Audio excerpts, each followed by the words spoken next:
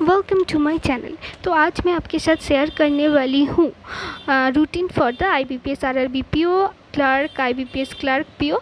ये सारे एग्ज़ाम एक ही टाइप के होते हैं। तो अगर किसी एक का प्रिपरेशन कर रहे हैं तो आपको सारे एग्ज़ाम क्लियर हो सकते हैं। और इसका प्रिपरेशन एक ही तरफ है, मतलब आप एक को प्रिपरेशन करेंगे तो दूसरे भी ऑटोमेटिक क्लियर हो जाएंगे या फिर आपका प्रिपरेशन साइमल्टेनियसली हो जाएगा। तो मैंने सबसे पहले तो बिना किसी टाइम वेस्ट के शुरू करते हैं आज के वीडियो।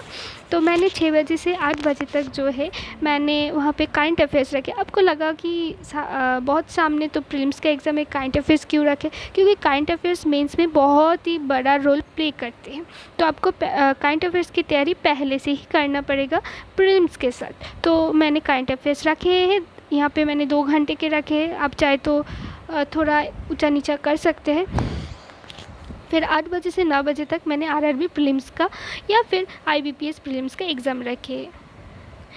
अब इन दोनों एग्ज़ाम में फ़र्क कितना है और क्या है फ़र्क? इन दोनों एग्ज़ाम में फ़र्क बस इतना ही है क्योंकि RRB प्रीलिम्स जो होता है वो होता है 40 मिनट्स का, और IBPS क्लर्क जो होता है वो है 1 घंटे का, मतलब 1 आवर का। और IBPS प्रीलिम्स में इंग्लिश नहीं होते हैं, लेकिन IBPS की सारे एग्ज़ाम क्लर्क या PO वहाँ पे होते हैं इंग्लिश। तो उसके लिए 20 मिनट्स और भी दिया जाता है। फिर मैंने एग्ज़ाम को एनालिसिस रखे हैं 9 बजे से 10 बजे तक। एग्ज़ाम एनालिसिस बहुत ही ज़्यादा इम्पॉर्टेंट है क्योंकि ये आपको आपका फॉल्ट दिखाएगा, कहाँ पे आप लैग कर रहे हैं, कहाँ पे आपकी कमी है, कहाँ पे आपको फोकस ज़्यादा करना है, ये सब आपको दिखाएंगे। और फिर 11 बजे से 1 बजे तक मैंने न्यूज़पेपर रीडिंग रखे हैं और उसके साथ वर्ड कलेक्शंस भी, जो भी नए वर्ड होते हैं मैं उसे कलेक्ट कर लेती हूँ। और फिर गूगल बाबा जो है हमारा, गूगल बाबा से उनका मीनिंग निकाल लेती हूँ और फिर वो देख लेती हूँ और उसको रिवीजन भी कर लेती हूँ थोड़े टाइम गैप के बाद।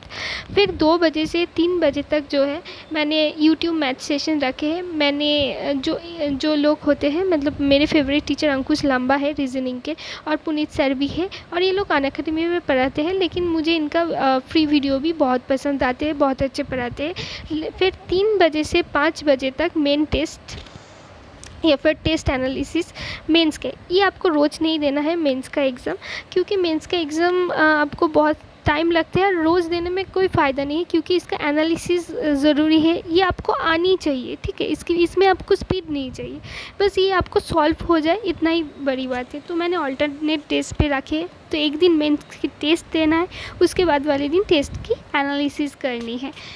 फिर आते हैं 6 बजे से 7 बजे तक, जहाँ पे करंट अफेयर्स फेर से। आपको लगेगा फेर से करंट अफेयर्स, क्योंकि सुबह हम जो 6 बजे से 8 बजे तक करंट अफेयर्स पढ़े थे उनको रिवीजन भी तो करना है, इसलिए उनको रिवीजन करेंगे। तो उनको 6 बजे से 7 बजे के अंदर उनको थोड़ा सा जल्द रिवीजन कर देंगे ताकि रिटेन हो जाए। उसके बाद 7 बजे से 8 बजे तक हम स्टैटिक जीके या बैंकिंग अवेयरनेस, अब आजकल तो बैंकिंग अवेयरनेस बहुत ज़्यादा आ रही है, ये आपको इंटरव्यू में भी हेल्प करेंगे। तो स्टैटिक जीके या फिर बैंकिंग अवेयरनेस ज़रूरी है और इसे हम पढ़ेंगे भी। इसे हम 7 बजे से 8 बजे तक के अंदर पढ़ेंगे। फिर आते हैं 8 बजे से 9 बजे तक, जहाँ पे रीडिंग कम्प्रीहेंशन और क्वेश्चन आंसर करेंगे। रीडिंग कम्प्रीहेंशन मैंने रिसेंट जो एग्ज़ाम गए SBI क्लर्क, वहाँ पे देखे कि RC में 10 क्वेश्चंस आए थे और सारे इनडायरेक्ट क्वेश्चंस आए थे, कोई भी डायरेक्ट क्वेश्चंस नहीं था। इसके लिए आपको रीडिंग कम्प्रीहेंशन, रीडिंग को, एक पैसेज को पढ़ना पड़ेगा, उसको समझना पड़ेगा, फिर उसके इनडायरेक्ट आंसर को आप कर पाएंगे। और इसके लिए आपको प्रैक्टिस होना बहुत ज़रूरी है, आप एकदम से एग्ज़ाम हॉल में जाकर नहीं कर सकते। तो मैंने थोड़ा सा उसके ऊपर भी टाइम दिया। इस 1 घंटे में आपका 2 RC हो जाएगा, ये आपको मेंस में भी बहुत हेल्प करेगा। फिर 9 बजे से 10 बजे तक मैंने फिर से प्रीलिम्स का टेस्ट रखे थे। मैंने, आपको लगेगा कि 2 बार प्रीलिम्स का टेस्ट क्यों रखा गया है, क्योंकि ये जो प्रीलिम्स है ना, ये आपका स्पीड एंड एक्यूरेसी चेक करता है, स्पीड एंड एक्यूरेसी चेक करते हैं। इसके लिए, और स्पीड और एक्यूरेसी मेंटेन करने के लिए आपको एक ही चीज़ चाहिए, वो है आपका जो प्रैक्टिस। ये प्रैक्टिस की आपको परफेक्ट बनाएंगे। और फिर उसका एनालिसिस 10 बजे से 11 बजे तक, 10 बजे से 11 बजे तक जो एग्ज़ाम आप प्रीलिम्स के दिए हैं उनका एनालिसिस करना पड़ेगा, कहाँ पे गलती हुआ है, कहाँ पे कौन सा आपका स्ट्रॉन्ग पॉइंट्स है, इसका एनालिसिस। ये एनालिसिस बहुत ज़रूरी है, एनालिसिस कभी स्किप मत कीजिएगा। और मैंने इंग्लिश के लिए ज़्यादा ही टाइम कुछ रख दिए क्योंकि मेरी इंग्लिश बहुत वीक थे। मुझे आजकल तो इंग्लिश में अच्छे मार्क्स आते रहते हैं 22-24, मतलब 22, 24, 26, लेकिन जब मैं पहला 2-3 जो अटेम्प्ट था मेरा, वहाँ पे मुझे बहुत कम मार्क्स आते थे इंग्लिश में।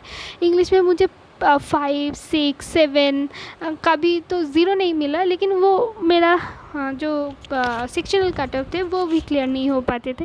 तो मैंने फिर मुझे लगा कि मुझे इंग्लिश को इम्प्रूव करना पड़ेगा, क्योंकि मैथ और रीजनिंग तो मेरी अच्छे थे और तब के क्वेश्चन के हिसाब से तो मुझे अच्छे मार्क्स मिल जाते थे और कट ऑफ से भी कई गुना ज़्यादा मार्क्स रहते थे, लेकिन मेरी इंग्लिश में बहुत कम मार्क्स होते थे और वो 5-6 होते थे। तो मैंने इंग्लिश न्यूज़पेपर शुरू किया पढ़ना। तो द हिंदू, मैं पहले द हिंदू नहीं, इकोनॉमिक टाइम्स, क्योंकि मेरे घर में इकोनॉमिक्स टाइम्स ही आते थे, द इकोनॉमिक टाइम्स, तो वो बहुत ज़्यादा, उनमें सिर्फ इकोनॉमी के बारे में बोला जाता था, लेकिन वो इतने इंटरेस्टिंग भी नहीं थे। तो मैंने न्यूज़पेपर को चेंज किया। बहुत एस्पिरेंट की बात सुनी मैंने, वो लोग द हिंदू फॉलो करते हैं, तो मैंने उनकी बात मानकर और सुनकर मैंने द हिंदू फॉलो करना शुरू किया और वर्ड कलेक्शंस भी करना शुरू किया, ग्रामर रूल्स को भी समझने की कोशिश किया वो रीडिंग कम्प्रीहेंशन के थ्रू।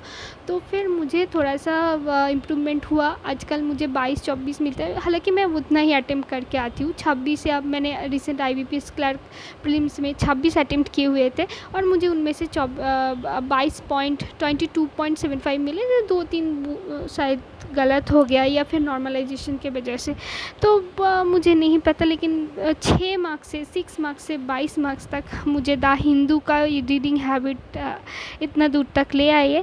Thank you. इसमें अगर आपकी इंग्लिश बहुत अच्छे है, आप कॉन्वेंट से हो या फिर इंग्लिश मीडियम से हो, मैं तो नहीं हूँ, मैं तो बंगाली मीडियम से हूँ, तो मेरे बंगाली मीडियम से थी, तो मेरी बहुत इंग्लिश बहुत आप समझ पाओगे, अगर रिलेट कर पाओगे, अगर आप भी गुजराती, बिहारी, तमिल, अगर कोई भी मीडियम से हो तो इंग्लिश के अलावा, तो फिर मुझे तो ये स्ट्रॉन्ग करना ही था।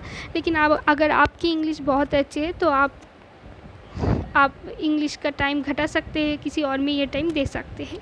Okay, thank you. ये रूटीन जो है मैं फॉलो करती हूँ ताकि आपको थोड़ा सा आइडिया मिल जाए अगर आप नए हो तो। और अगर आप मतलब अगर आपको खुद की रूटीन बनाना चाहिए तो बना सकते हो, इनमें से कुछ आपको घटाना है तो घटा सकते हो, कुछ ऐड करना है तो ऐड कर सकते हो।